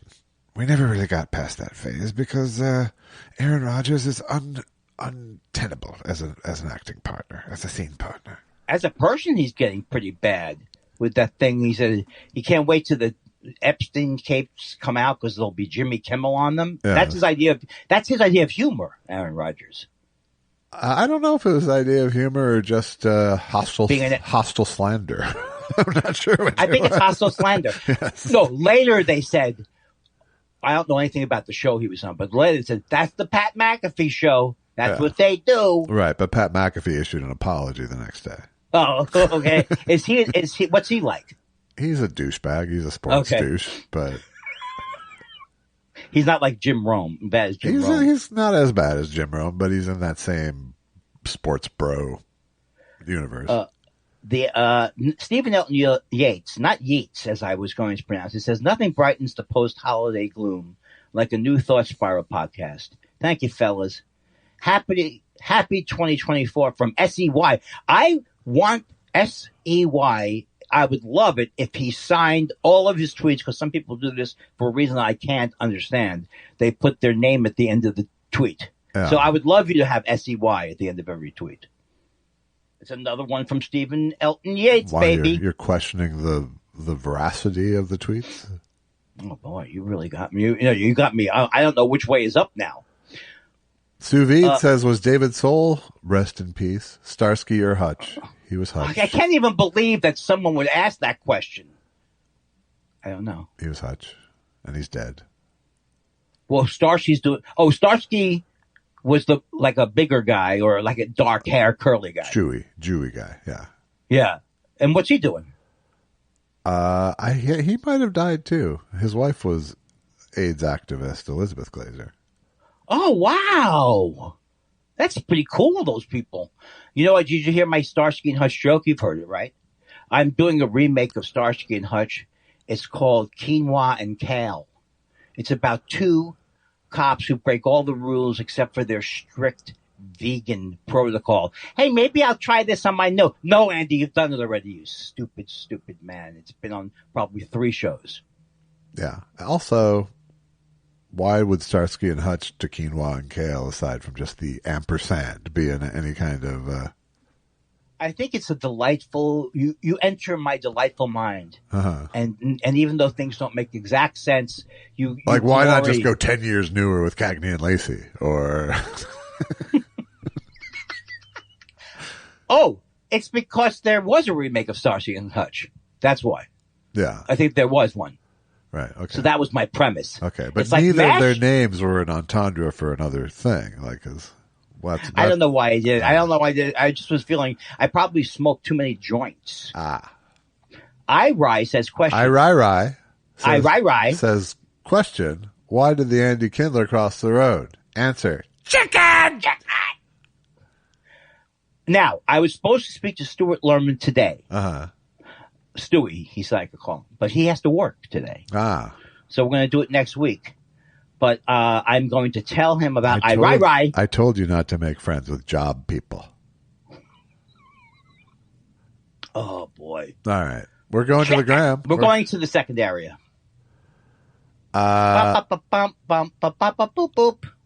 Munson, 3786, commented, scenario. Andy Kindler visits a new store in the neighborhood. Preschool cannabis dispensary. Welcome to the dispensary, Andy Kindler. What can I get you? I said to him, I wanted to think with the, and then it'll be a dab. People will dab. And you take vanilla ice cream, and you take peanut butter, and you heat it up on one of those things, and you dab. It's a dab. Please go dispensary. By the way, I set you up to be Andy Kindler in that sketch, and you went the other entirely other way. Such a terrible. My God, I think I would have been killed by my comedy partner if I'd been in the group. Just right? 2 minutes more. 2 minutes more. Evan Frierson says, a question for each of you. Josh, who are some of your favorite characters to write for on Freaks and Geeks? Andy, if you could go back and change one thing in your past, what score would you give that pasta-eating cat? I'll answer first. Right. 0. It was that cat should not have been that. Those people should have been arrested for attaching a fork to their cat's paw.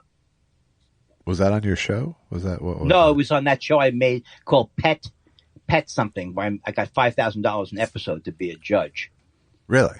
And Mario Lopez was the host, and I was on with Joan Rivers' daughter, Melissa, and someone named Brooke. You know who she is. Brooke, pretty model, was on there too. They loved me. Brooke Shields? No. You know her. This is like a Brooke, but not Shields. Do you think Brooke Shields would have been on Pet Star? That's the name of the show. No. Pet Star. No, I don't. Okay. I was trying to elevate you.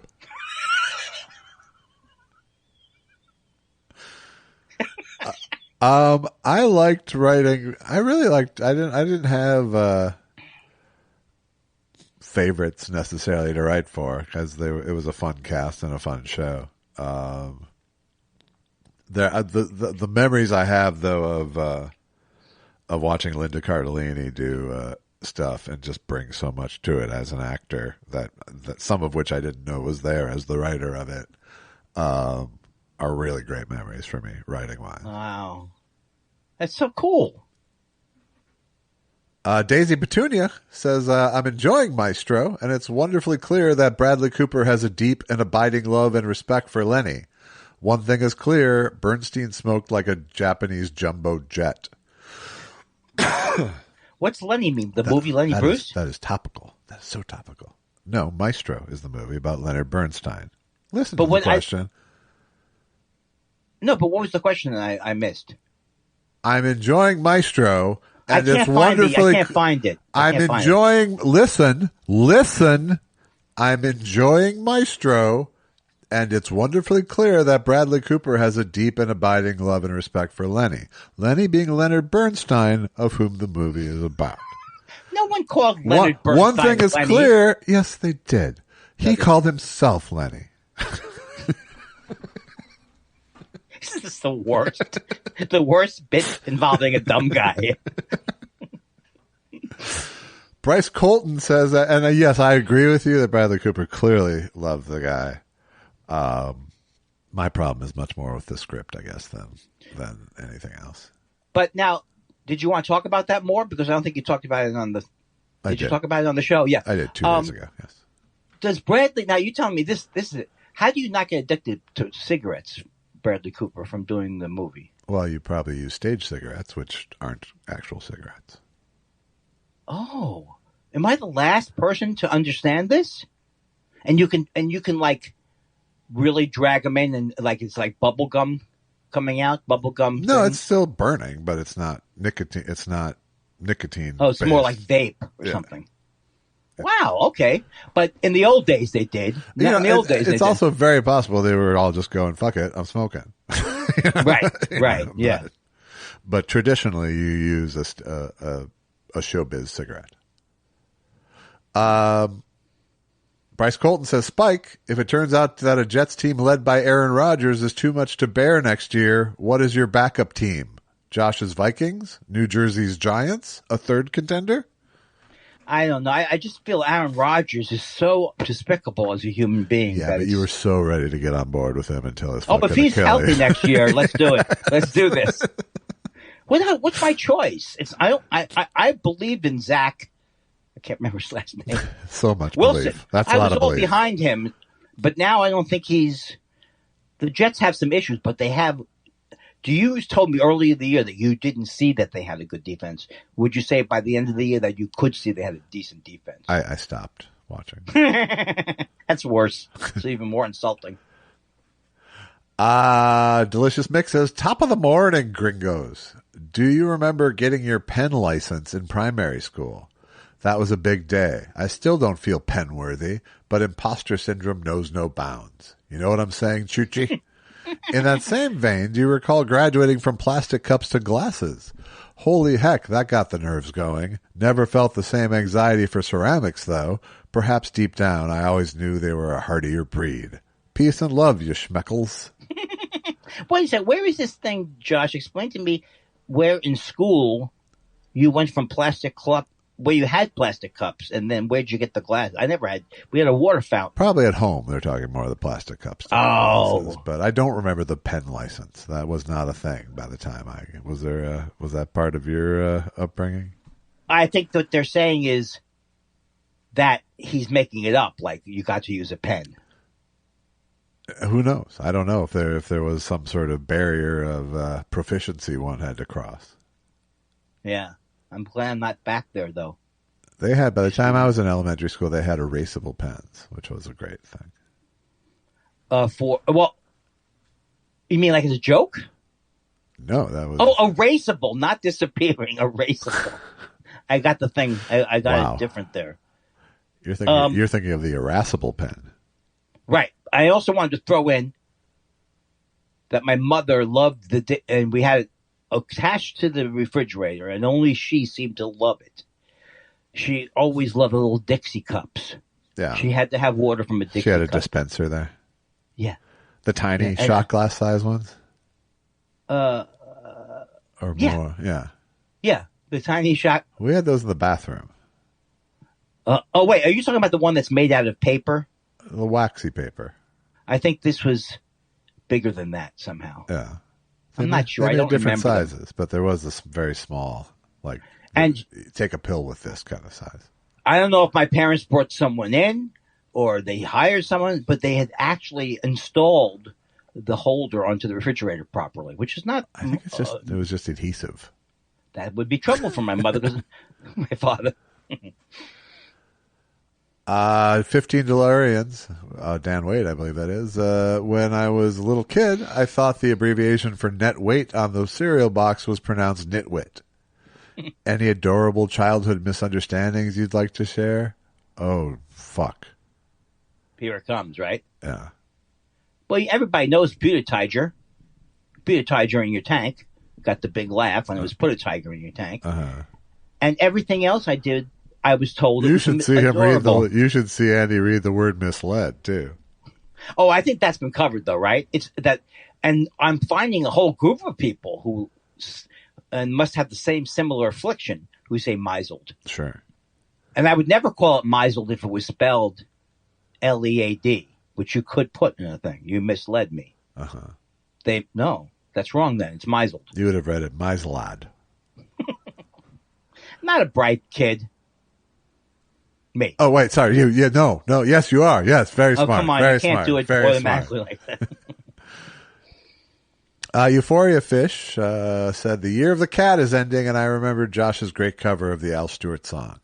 Now the year of the dragon approaches. Do you enjoy Chinese or Vietnamese zodiac stories? And do dragons remind you of any other fun songs? Huh. Wasn't the year of the cat Gruber? It was me and Gruber, yeah. I love that. Well, Puff the Magic Dragon is quite a little ditty.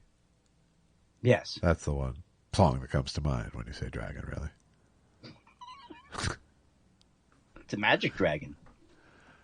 Catherine, 7234, says, I know Andy's enjoying watching the Real Housewives shows, so I was curious about which franchise is his favorite. And from that franchise, which of the housewives or the house husbands does he favor? My current favorite is Miami, and my favorite house husband is Gertie's husband, Russell. He is great looking and has an important job as a firefighter, and he is very supportive as Gertie deals with her health crisis.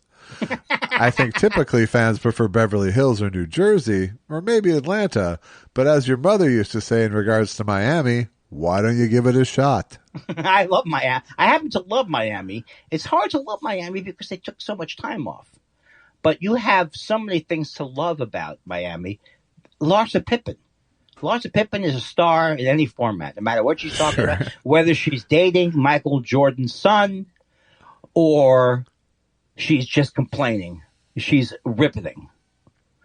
I would say Beverly Hills because there's so much stuff going on there. And Kyle has so many issues. I enjoy watching that. But when I continue talking about this, it really does strike me that I have nothing going on in my life. That's why I needed no comment on my end, I felt the longer you talked about it. Yes, I would get tired on my own. You were walking on your own plank, I felt like. Thank you. And finally, something. Eastside76 says, am I the only one that has to sleep with the radio on at night in my ear all night? I literally wake up if the earbud disconnects and I have no sound. Thankfully, Bluetooth came along because I've been doing this since well before marriage. For the record, I listen to Phil Henry podcasts that I bank for my nighttime ritual. I binge Thought Spiral, and I hate to be behind on your awesome show. I guess what I'm asking is, how do I keep my thoughts at bay or be alone with myself? Wait a second, but this seems to be working, though, right? Yeah, it ain't broke, I say. That's how you do it. Yeah, absolutely. If you're sleeping, when I hear someone sleeping, I don't care if you're standing on your head. Yeah, I mean, I have to trick my ADD by doing that. I have to put something on to listen to, and then ignore it.